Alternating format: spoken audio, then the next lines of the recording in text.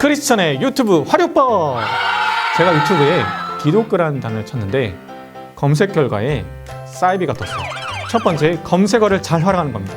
신앙을 쳤어요. 그 밑에 신천지가 뜨네요. 어떤 검색어를 사용해야 될지 잘 생각하시고 좋은 검색어를 사용하십시오. 두 번째, 이런 채널들을 조심해야 됩니다. 신천지, 하나님의 교회, 기쁜 소식 선교회, 사랑하는 교회. 다 이단입니다. 사이비입니다. 다 가짜예요. 그 중에 뭐 찬양 올리는 어떤 사이트도 있거든요. 여기도 이단입니다. 조심하십시오. 세 번째, 좋은 기독교 유튜브를 활용하십시오. 교회 언니, 종리스찬, 기타 등등. 네 번째, 찬양 유튜브는 적극 추천드립니다. 위럽, 어너인팅, 마커스 등등등. 일상 속에 찬양을 많이 듣다 보면 하나님의 위로와 하나님의 손길을 경험할 때도 있을 겁니다. 찬양 유튜브 적극 활용! 오늘은 유튜브 활용을 말씀드렸고요. 다음에는 인스타, 넷플릭스도 말씀드리겠습니다.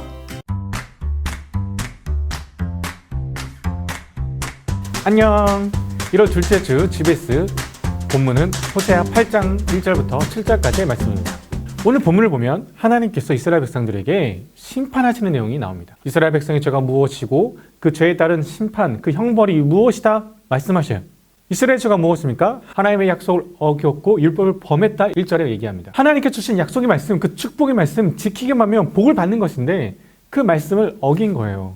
잘 지키면 좋았는데. 그런데 한편으로는 이렇게 생각해 볼 수도 있겠죠. 하나님은 사랑이시라고 하시는데 왜 심판의 도구를 사용하시는 걸까?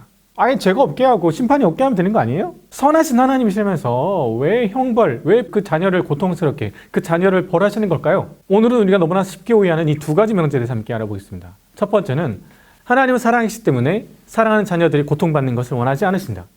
두 번째, 하나님은 전능하시기 때문에 모든 고통을 없앨 수 있으시다. 첫 번째부터 살펴보겠습니다. 하나님은 사랑이시기 때문에 사랑하는 자녀들의 고통받는 걸 원하지 않으신다. 이 명제의 첫 번째 부분, 하나님은 사랑이시다는 분명히 맞습니다. 그러나 그 두 번째 부분은 접근이 좀 달라야 됩니다. 여러분이 부모라면 아마 이걸 이해할 수 있을 거예요. 부모는 사랑하는 자녀를 위해서 훈육을 할 때가 있습니다. 고통을 허용할 때가 있어요. 더 큰 고통, 나중에 올 더 큰 위험을 피하실 수 있도록 그 자녀에게 먼저 훈육을 하는 거죠. 이때 부모가 허용하는 그 고통은 나중에 이 아이가 경험할 더 큰 고통에 비하면 아주 작은 고통에 불과합니다. 그 작은 고통을 거치면서 이 아이는 성장하고 성숙하게 되고 나중에 올 그 고통을 피하게 되고 더 가치 있는 것을 얻게 되는 거죠. 지금은 잠시 고통스러울 수 있지만 그 고통은 과정이고 그 고통은 더 큰 고통을 피하는 방법인 거죠. 우리 인생의 가장 큰 고통은 무엇입니까? 그것은 지옥의 고통입니다. 하나님 그 지옥의 고통을 우리가 피하도록 우리 생애에 작은 고통을 허용하실 때가 있다는 거예요. 그 작은 고통 속에 하나님 바라보고 하나님 발견하고 하나님의 뜻을 알게 되어 그 더 큰 고통을 피하게 되고 더 가치 있는 영원한 생명을 얻기를 원하시죠. 그러니까 오늘 우리의 삶에 있는 그 작은 고통에 대하여 여러분 낭망하지 마시고 이것이 과정이고 더 큰 축복을 얻을 수 있는 기회라는 걸 꼭 기억하시기 바랍니다. 두 번째, 하나님은 전능하시기 때문에 모든 고통을 없앨 수 있으시다. 이것도 마찬가지입니다. 앞부분은 맞습니다. 하나님은 전능하시죠. 뒷부분은 접근을 달려야 됩니다. 물론 하나님께서는 모든 고통을 없앨 수 있는 능력이 있으십니다. 그러나 그 고통을 하나님께서 마음대로 없애시거나 그렇지는 않은 거예요. 하나님 마음대로 하시지 않으시는 분입니다. 하나님은 전능하시지만 하나님께서 하시지 않으려거나 하나님께서 하실 수 없는 일들이 있다는 겁니다. 무슨 말이냐? 하나님은 우리의 선택을 존중하신다는 말입니다. 우리의 삶에서 오는 고통이 어디서부터 기인한 것이냐? 우리의 죄 때문이라고 성경은 말합니다. 우리의 죄는 어디서부터 시작된 것이냐?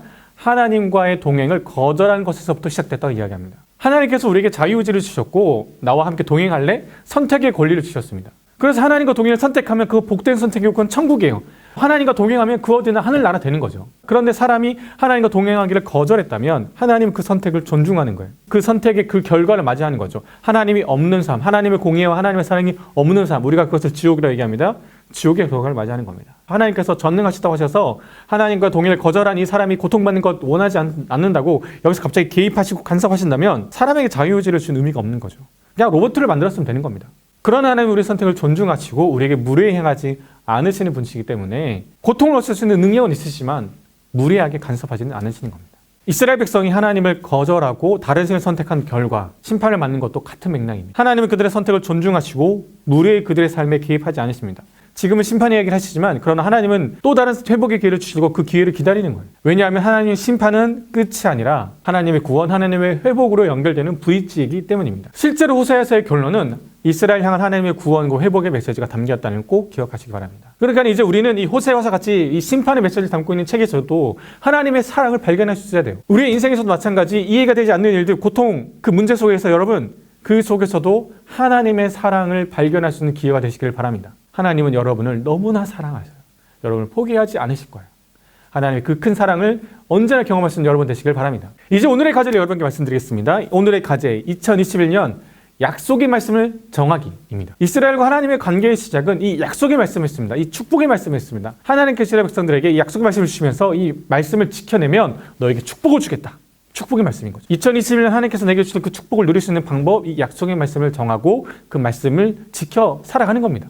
여기에는 두 가지 프로세스가 필요한데, 먼저는 매일 분량을 정해서 성경을 읽는 것입니다. 그리고 기도 시간을 정해서 매일 기도를 하는 거예요. 그러면 기도하는 도중에 어떤 구절이 마음속에 계속 반복될 때가 있을 겁니다. 마음속에 떠오를 때가 있을 거예요. 그럼 그 구절이 약속의 말씀일 가능성이 가장 큽니다. 그리고 그 구절이 떠오른다면 하나님께 묻는 겁니다. 하나님, 이것이 내게 약속의 말씀입니까? 물으시면 마음에 평안을 주시거나 마음에 따뜻함을 주시면 그것은 하나님의 응답일 것입니다. 이번 한 달 동안 이 약속의 말씀을 정하셔서 2021년 하나님의 축복을 누릴 수 있는 여러분 모두가 되기를 바랍니다. 저는 다음 주에 또 찾아오겠습니다. 안녕.